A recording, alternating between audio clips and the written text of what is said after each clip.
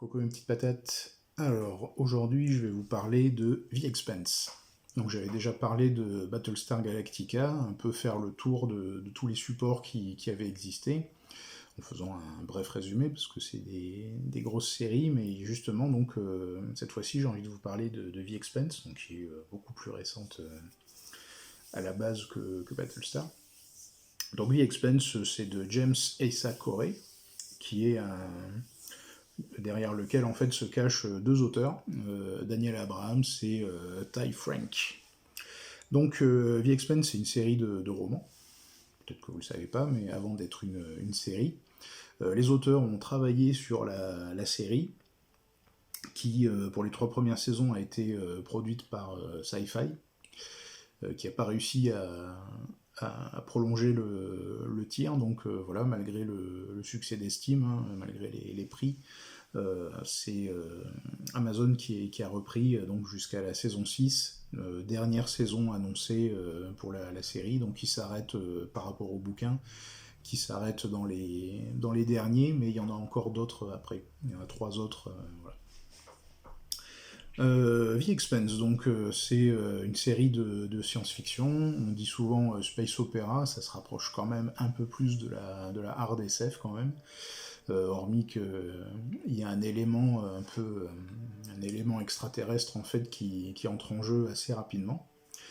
Mais à part ça, en fait, c'est le show, la série se distingue, et les bouquins se distinguent en fait par des technologies qui sont cohérentes. Voilà, tout l'univers est très cohérent, et c'est ça qui fait sa force d'ailleurs. Outre le fait que le casting est vraiment super, avec des personnages très bien détaillés et super attachants. Gentil comme méchant. Donc The Expanse, c'est tout simplement hein, c'est l'humanité qui s'est répandue dans le système solaire.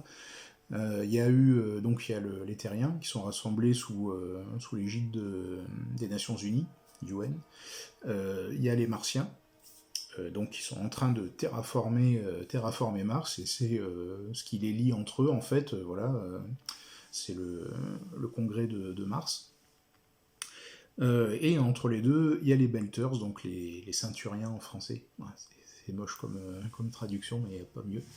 Les ceinturiens, donc, qui sont le dindon de la farce, hein, qui sont exploités, qui vivent dans les ceintures d'astéroïdes et qui se font exploiter par les terriens et par les martiens. Voilà, un grand classique de l'humanité. Et donc ces trois grands groupes voilà, sont pas en conflit larvé, disons. Voilà, il va y avoir des problèmes qui vont éclater pendant la série et les romans, donc. Mais voilà, donc c'est beaucoup de tension, voilà, et les personnages en fait vont influencer sur le conflit, donc en essayant la plupart sont pas des militaires, voilà, bellicistes, donc qui vont chercher à vivre en paix et donc à amener la paix avec eux, à essayer de négocier ou faire les choses qui leur semblent justes. Qu'ils soient impliqués dans la politique, comme la secrétaire des Nations Unies, donc Avasarala, ou voilà, d'autres, des Marines martiens. Voilà. Donc il y a toute une galerie de personnages très intéressante. Évidemment, dans les bouquins, c'est beaucoup plus complexe, beaucoup plus élaboré. Malgré tout, la série en fait a dynamisé les bouquins à certains moments pour faire des scènes d'action intéressantes. Pas des bagarres, hein, même s'il y a des combats spatiaux, mais pour créer en fait des intrigues beaucoup plus fluides qui marchent mieux en série télé, tout simplement. Hein, voilà. Donc, mais comme d'habitude, hein, lisez plutôt les bouquins si vous voulez avoir une expérience vraiment profonde de l'œuvre. Donc, The Expanse. Donc la série vient de s'arrêter, vient de se terminer, donc sur 6 saisons. La conclusion est trop rapide, bien sûr, mais malgré tout, ça va. C'est très bien, ça suffit. Pour les fans de la série, bon, c'est un peu dur. Il n'est pas dit qu'il y aura pas de suite, hein. Il faudra voir un peu plus tard. Mais voilà, donc 6 saisons. La série, c'est une incontournable pour moi. Elle n'arrive pas au niveau de Battlestar par exemple, au niveau de l'intensité dramatique. Malgré tout, voilà, super casting, des super séquences voilà, de combats spatiaux et des intrigues vraiment super bien ficelées, très cohérentes, l'évolution de personnages cohérente, enfin, voilà, tout ce qu'il faut pour faire quelque chose de vraiment marquant. The Expanse, donc, c'est une série de livres, une série télé. C'est aussi un comic book. Il y a eu un comic book chez Boom Studio. Euh, The Expanse Origins, ça parle de. Ça a été les premières, enfin les nouvelles sont pas des auteurs originaux, mais qui ont quand même conseillé comme ça pour le développement du comic book. C'est pas une énorme œuvre non plus, hein. Mais voilà, donc ça parle des origines de tous les personnages qu'on retrouve dans les livres et dans la série télé. C'est plutôt pas mal. Il y a un jeu de plateau, un jeu de société aussi, qui est super bien. J'en avais déjà parlé dans une précédente vidéo. The Expanse, The Board Game. Voilà.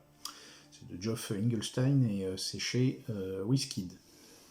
Super bien, c'est dérivé un peu du système Coin, donc c'est un système de wargame.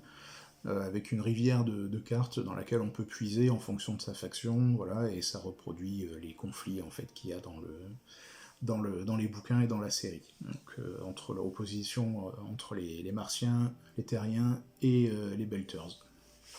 Il y a plein d'expansions aussi, avec plein de modules. Donc c'est un jeu de société super sympa. Si vous aimez les jeux de conflit asymétriques, c'est avec celui-là qu'il faut commencer, hein. Il est vraiment très chouette.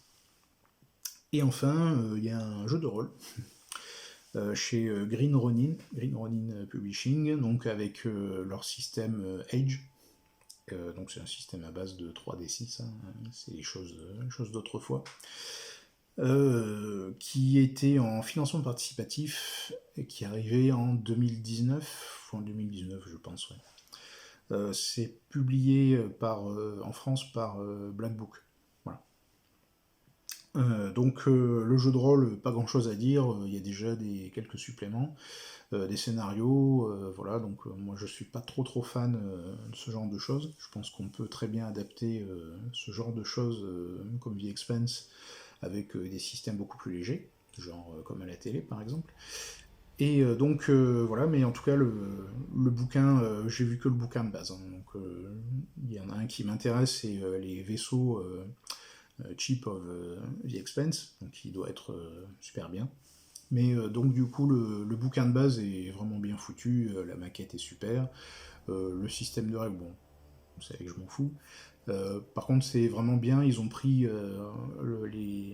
les événements se passent entre le premier et le deuxième roman, donc c'est pas trop. On part pas trop dans la protomolécule, voilà, l'anneau qui permet d'accéder à d'autres systèmes, etc. Donc on reste dans les conflits entre humains, voilà, entre nous, c'est super. Donc ça c'est malin, c'est plutôt malin, ça permet de recentrer sur le système solaire.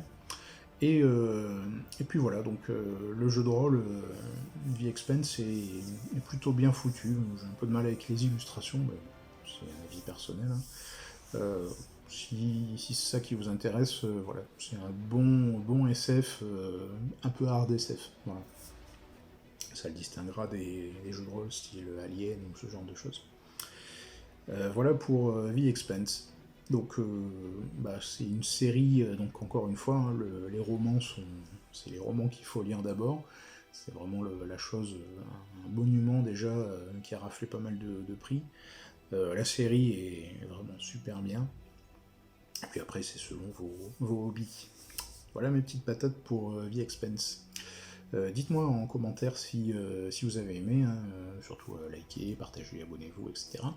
Mais si vous avez surtout des envies particulières, je vous parle de séries télé, romans, en tout cas de grosses franchises, à part Star Wars, parce que je m'en fous. Si vous avez des franchises comme ça sur lesquelles vous aimeriez que je vienne, n'hésitez pas. Moi j'en ai quelques-unes dans les cartons à faire. Mais voilà, si vous avez des envies particulières, hein, si vous aimez entendre le son de ma voix, faites-le moi savoir en commentaire. Voilà mes petites patates, portez-vous bien et puis à une prochaine.